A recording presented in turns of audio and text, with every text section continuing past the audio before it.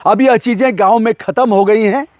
हम इस समय अपने गृह जनपद में हैं और हमारे गांव के बगल का यह गांव है रिला। हाँ, पंडित जी में तो कोई भाव ही नहीं था। ऐसे सब बच्चों को सम्मान से देखते थे, सम्मान से पढ़ाते थे, उसमें कोई ऐसे भाव नहीं। दोस्तों, मैंने सिखाया नहीं है इनको।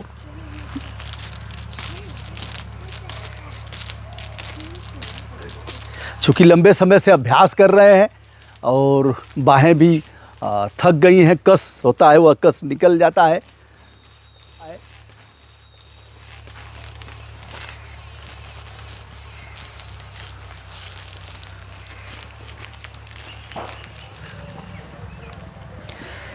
दोस्तों, यह रहा गांव का अखाड़ा और गांव के युवा पहलवान बिछिया चल रहे हैं। बिच्छू, जैसे बिच्छू ऐसे ही चलता है और डंक मारता है।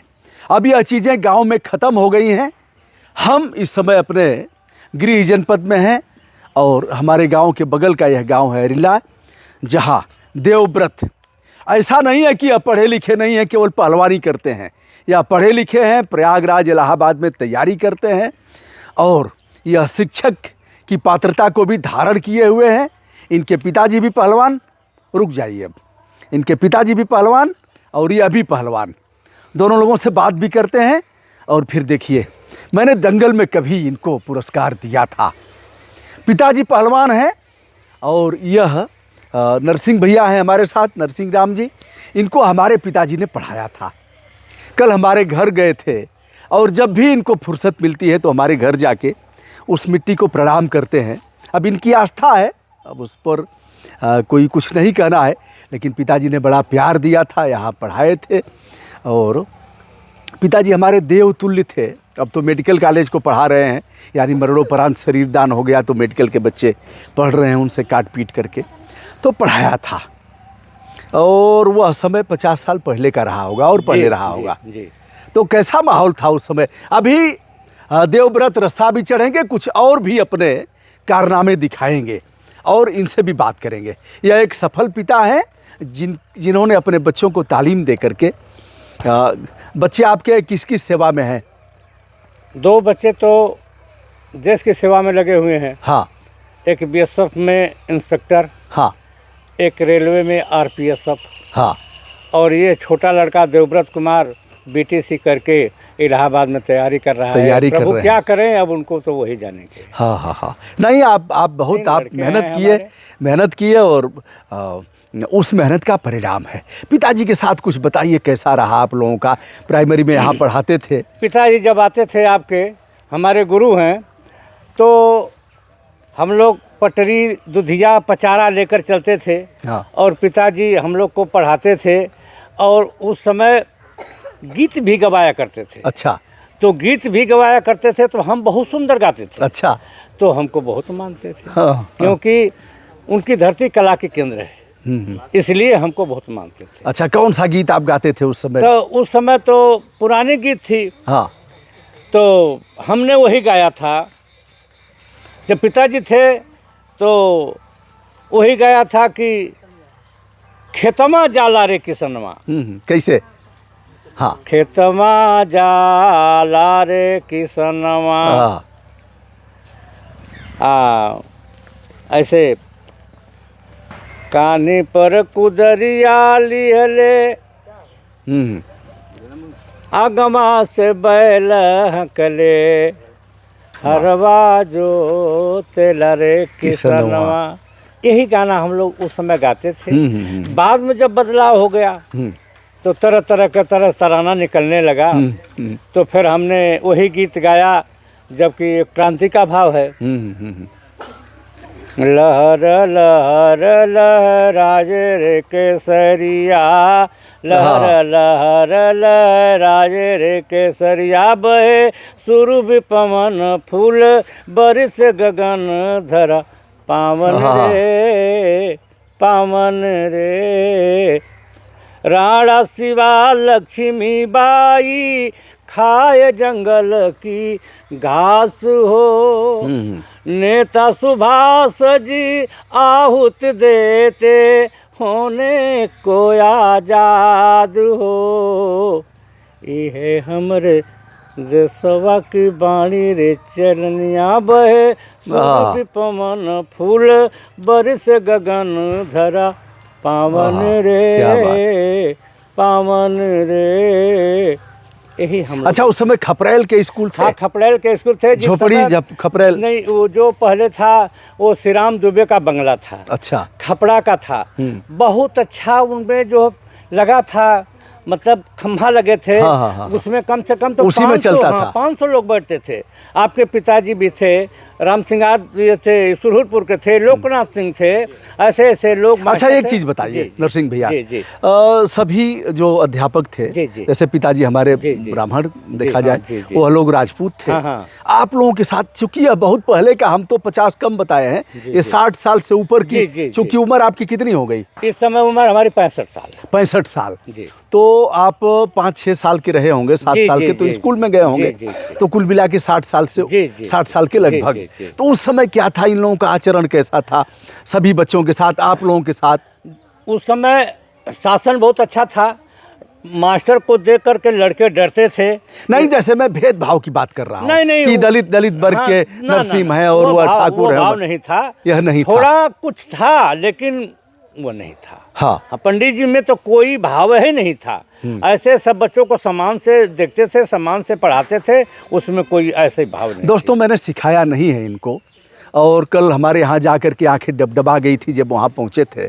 तो मैं उस नेक दिल इंसान का बेटा हूँ। मुझे खुशी है कि दिवंगत मार्कंडे दुबे जी का मैं पुत्र हूँ। सुपुत्र तो नहीं कह सकता, लेकिन उनका मैं पुत्र हूँ, कुपुत्र हो सकता हूँ। ऐसे महान लोग थे। तो नरसिंह भैया ने बड़ी मेहनत किया, और कैसे कैसे पढ़ाया, हलवाही करके और कितना मेहनत करके, वो यही जानते हल हैं। जोता, मिट्टी फेंका, मेहनत करके लोहा भी ढोया दिल्ली में, हरियाणा स्टील में जा करके। इसके बाद मैंने जंगीपुर में एक बोरा का भी काम किया। लेकिन हमारे अंदर ये संकल्प था कि मैं बच्चों को जरूर पढ़ाऊंगा, हाँ, और ईमानदारी के साथ पढ़ाऊंगा। हर शिक्षा इसी तरह दूंगा कि बच्चा ईमानदारी से, किसी से झगड़ा ना, किसी से लड़ाई ना। अगर ट्रेन में जाना है तो टिकट कटा कर जाना है, कर्ज मुझे देना पड़े, वो मंजूर है। क्या बात ये है। हमारा। अब देखिए, मैं पूरे देश के बच्चों से यह बात कहना चाहूँगा, नरसिंह भैया उसी अभाव में रहे हैं, और यदि आपने शिक्षा ग्रहण नहीं किया, दिन भर हिंदू मुस्लिम और मक्खनचू और गुटखा पान मसाला और दारू में अपना समय बिता दिया, तो यह देवव्रत की जो स्थिति है और इनके भाइयों की बीएसएफ और आरपीएसएफ में वह स्थिति नहीं आएगी। तो अब हम और समय न गंवाते हुए, कुछ और लोग रस्सा चढ़ रहे हैं।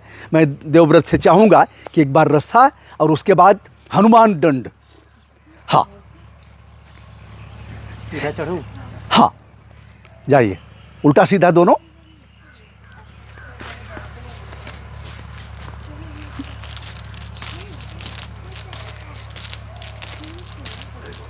चूँकि लंबे समय से अभ्यास कर रहे हैं और बाहें भी थक गई हैं, कस होता है, वह कस निकल जाता है।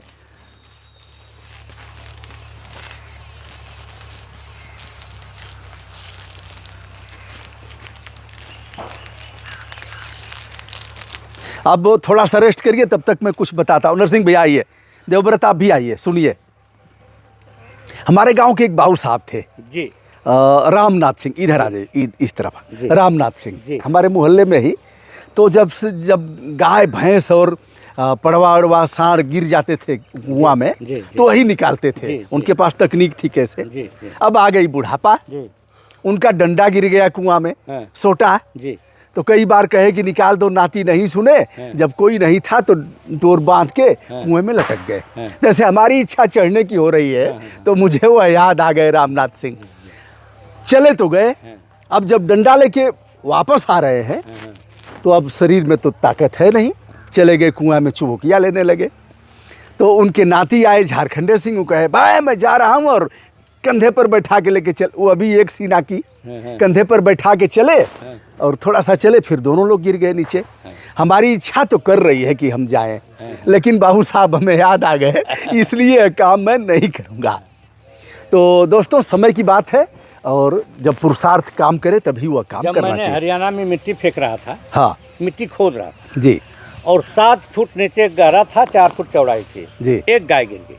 अच्छा। और गाय का वजन था करीब करीब 2 कुंटल तक रहा होगा। हाँ रहा होगा। और गाय जा कर के ऐसे ना होकर के सीधा हो गई, माटी फेंकने वाले सब भाग गए।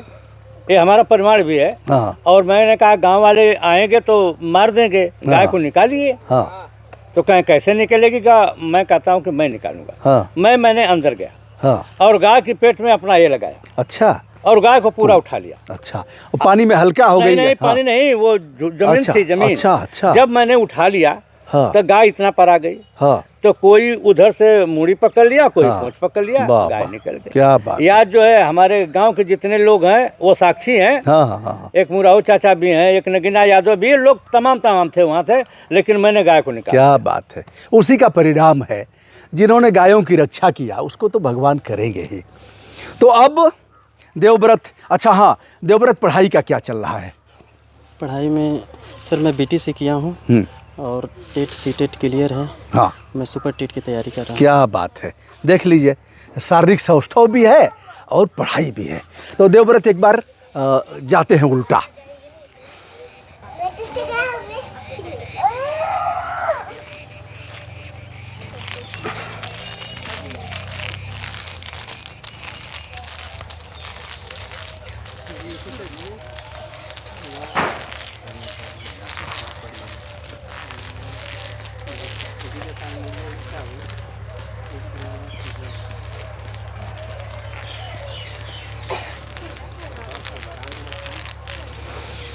हाँ, जिसने मेहनत किया है परमात्मा उसे फल देगा ही। और ऐसे लोग जो थके हारे हैं बैठ करके और दिन भर कोस रहे हैं, उनको तो कभी फल नहीं मिलेगा। तो यह रहा दोस्तों, यहाँ से कुछ किलोमीटर की दूरी पर हमारा गांव है। यहाँ से मैं जिला पंचायत का मेंबर भी था, इन लोगों ने बड़ा प्यार दिया था। और अब ये अखाड़ा है, अब अखाड़ा भी कोई खोदने वाला नहीं है। आपका निशान था मड़ई। जी जी जी और जी, मड़ई में आप बैठे, जी जी, हमारे यहाँ दही भी खाए जी जी और जी, आपको जी। सफलता भी मिली। बिल्कुल हमारा मड़ई का घर था। बिल्कुल बिल्कुल बिल्कुल बिल्कुल। मड़ई वाला तो मड़ई को देखिएगा। बच्चे यह हैं। और देखिए अब हम इसको उपसंहार करते हैं। हाँ, कोई चैनल भी है अपना? जी। किस नाम से है? देवव्रत वैसे बनाया हूँ, देव फिटनेस यूपी। देव फिटनेस यूपी। जी। बहुत बढ़िया। इसलिए बनाया है कि लोग अपने शरीर को स्वस्थ रखने के लिए व्यायाम और मन को स्वस्थ रखने के लिए संगीत की ज़रूरत है। पिता को संगीत मिली, इन्हें व्यायाम मिली, शिक्षा भी मिली, पढ़ाई भी मिली। अब हम लोग चलते हैं उपसंहार की तरफ। एक होता है हनुमान दंड, मतलब बैठक और दंड दोनों एक ही में होता है। तो उसे एक बार करके थोड़ा सा दिखाइए।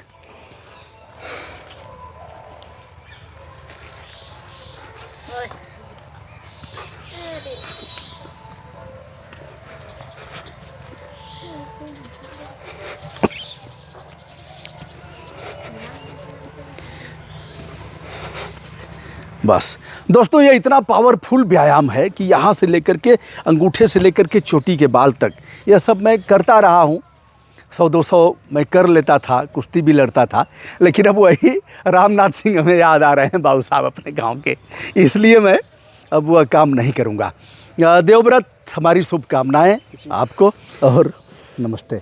और नरसिंह भैया हमारे अग्रज हैं, पिताजी ने पढ़ाया है तो हमारे, और यह उसको ध्यान रखे हैं अभी तक, तो इनकी भी महानता है। तो दोस्तों यही रहा। देवव्रत यह संदेश दे रहे हैं कि भैया जहाँ भी हो इसको कायम रखें। पार्क में जाएं, कुछ करें, टहलें, कुछ न कुछ व्यायाम करें, जिम हो गया है उसको करें। अब देखिए किसे किसे नहीं लगेगा कि हमारा भी बेटा ऐसे ही होता। नरसिंह भैया आइए, बगल में आइए। तो एक सफल पिता के रूप में हम नरसिंह भैया को देख रहे हैं। दोस्तों यह वीडियो कैसा लगा, मैं चाहूँगा देवव्रत के चैनल का लिंक भी मैं दे दूँगा, आप इनको प्रोत्साहित करें, इनका हौसला बढ़ाएं और इससे सीख करके आप भी कामयाब हों। बहुत बहुत धन्यवाद।